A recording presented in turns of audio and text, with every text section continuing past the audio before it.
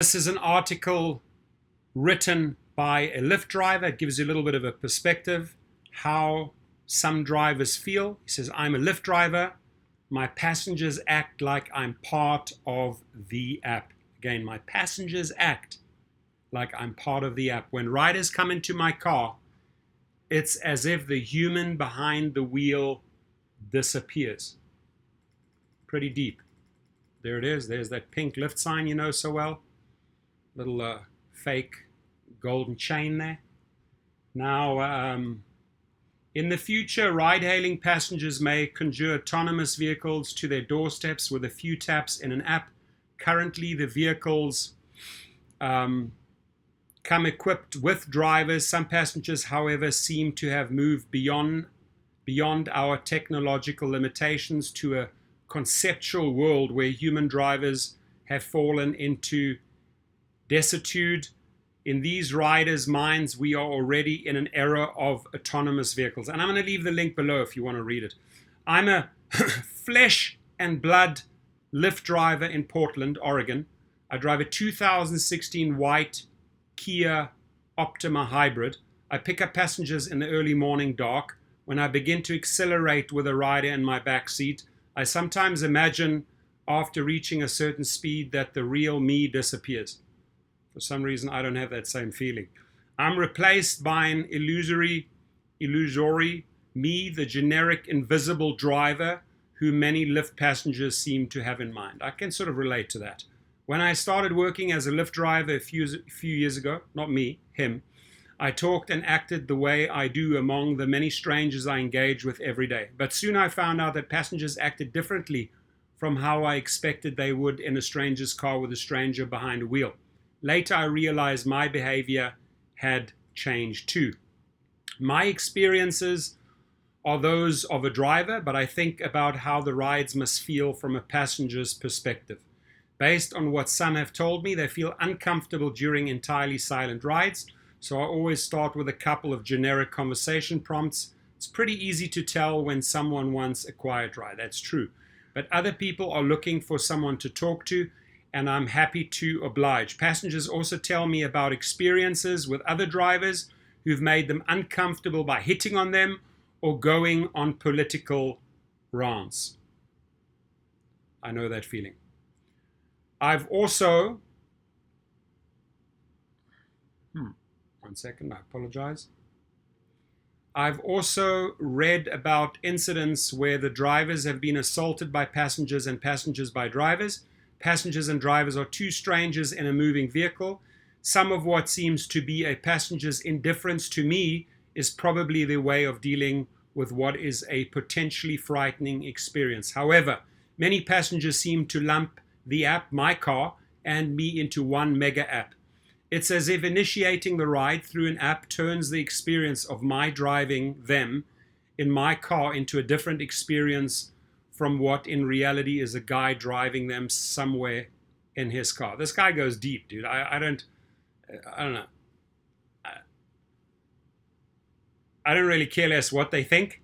The bottom line is I give a great service and I expect tips and I accept tips gladly. This guy is going 25 levels deeper than he should have to. The abstract hypothesis isn't crazy, says Robin Hanson, an associate professor of economics at George Mason University. He drew an analogy to the way servants have been treated throughout history. There are servants you need to talk to if you need to get something done, and there are servants you don't need to talk to. I would think the app would be moving people from the first to the second category. When we're using the apps, our focus on doing the transaction is in carrying out the steps in the app as opposed to connecting with another person, says Susan Schneider, director of the Center for the Future Mind at Florida Atlantic University. A person becomes just a step in an app, but it's important to remember there is a person in that transaction and not to treat a person as just another algorithmic step. I agree with that. Seeming invisible isn't the thing I have a problem with. What disturbs me more is how experiencing life through apps may prompt us to reframe our experience as something different from what they are, into experiences abstracted from objective reality. A layer is created through which empathy and care don't necessarily pass. That layer is a product. of using services designed to make our lives easier, but it also disconnects us from each other. In my case, I felt as if I was seeing how passengers would act if they were in an autonomous car. I'm an attentive listener, but sometimes I zone out. However, machines are indefatigable listeners. My gig work has made me cognizant of that. Here's an example. This guy likes to throw a lot of big words around. Definitely. On December 25th, 2020, I drove to pick up a woman and her mother. When passenger request Lyft rides, they can drag the location pin in the app to precisely where they want to be picked up. The pickup location for this ride wasn't somewhere I could drive my car. Although I was able to get in within 25 feet, the two got into my car. The daughter lit into me, not being where she had placed the pin. At that point, I'm like, get the F out. She called me every time in the book and demanded I call Lyft for a refund. Come on, cheapie, get out of our car. The mother dramatically began to say her daughter's name over and over, astonished that her daughter was doing this and pleading with her to apologize. Thank you. The daughter wouldn't let it go. I canceled the ride. I remembered how the mother had said her daughter's name over and over again. I retained vivid memories of the worst behaved passengers. I assume retaining images of these faces increases my survival odds, and some people have suggested it's symptoms of PTSD. Dude, if you're getting PTSD from this, you're not living in the real world. Let it go.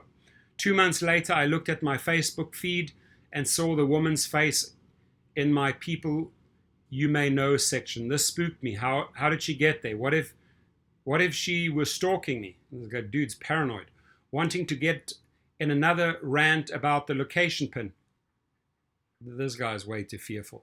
I didn't want to friend her on Facebook or befriend her in real life. I couldn't help hearing her in the car, and it seems that Facebook was paying attention too. Google may have been tracking the ride too. This guy's paranoid, dude.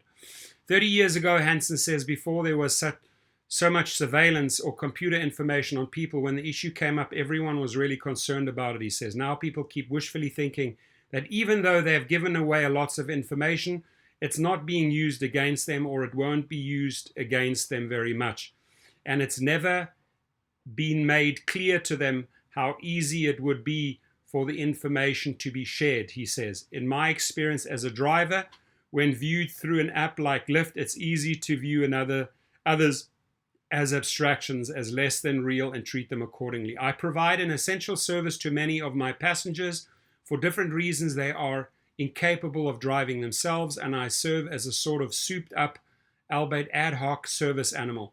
Passengers may not have access to public transportation, or they may have medical conditions that prevent them from driving. It's gratifying to know I'm helping people to get to work or just to get out of the house. In order to make the most money in the shortest time, though, you do have to pick up people from bars, so alcohol consumption is a catalyst for many Lyft rides. The friend sitting next to you in the bar who tells you you'd had enough to drink has been replaced by a ride-hailing app that gives you the ability to drink as much as you want because there's always a driver to come out and get you. A few taps away on your phone. Some of these rides are harrowing for me. My mega app theory remains the best explanation. I have to account for the things that people say and do in my car when they feel that no human worth acknowledging is around, and the issues aren't as obvious as the stain left by that instant pot's worth of sweet and sour meatballs spilled on the back seat. They are things like privacy and medical issues, my own liability for what passengers do, and maintaining our senses of human dignity. Just for example, I've listened to passengers conduct entire Zoom therapy sessions. I've feared 2 passengers had fatally overdosed in my car. A couple started to undress each other while I took them through the 24-hour McDonald's drive-thru. I've been threatened numerous times. I've had a passenger who demanded relentlessly that I take him to get Viagra pills. Welcome to Rideshare. You must know how, he said.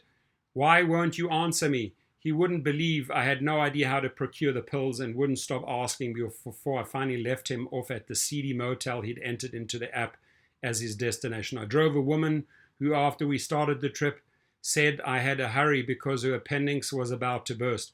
However, the odd thing is that passengers don't seem to be malicious or disrespectful people on the whole. Some are, unfortunately. It seems more than that the way we're trained to engage with the apps, we use to get around, order food, or just make our lives better. Also trains them to no longer sense the human. I'm human like a human like me on the other end of the reality of the experience. Many of the passengers probably just want a quiet and safe ride, and I provide that service. I do worry that in relying on apps, we're giving up something that is essentially human. Working as a driver, however, has made me reevaluate my view of social relationships, which are more and more function of technology. It's also made me more compassionate about others and mindful of certain snap judgments I unconsciously make about passengers. I've met some incredible passengers from a wide variety of backgrounds. I know this all can come off like yet another driver complaining about the customers who pays him, but we can learn to operate from a place of social engagement first and then disengage when we're concerned about our boundaries or safety. Here are a few tips before you hail that next ride. Don't be afraid to say hello to your driver. If you want a quiet ride, it's okay to ask. If you prefer a different route, just let your driver know. If you have any questions, ask away. There are news stories every week about autonomous cars. They imply a future where ride-hailing as we know it is supplanted by a service powering by self-driving cars. With each story I read, I think, nah, the era of autonomous vehicles is already here. People just haven't gotten around to realize it. What do you guys think about this guy? Or this girl? Who wrote this? Let's find it. Was it a guy or a girl? Or was it a guy or a girl? It was written by... no name mentioned. Anyway, what do you think? A little bit over the top, too deep, too crazy, very realistic? I want your feedback, please. Drive safe, my friends. Have a good one. Bye.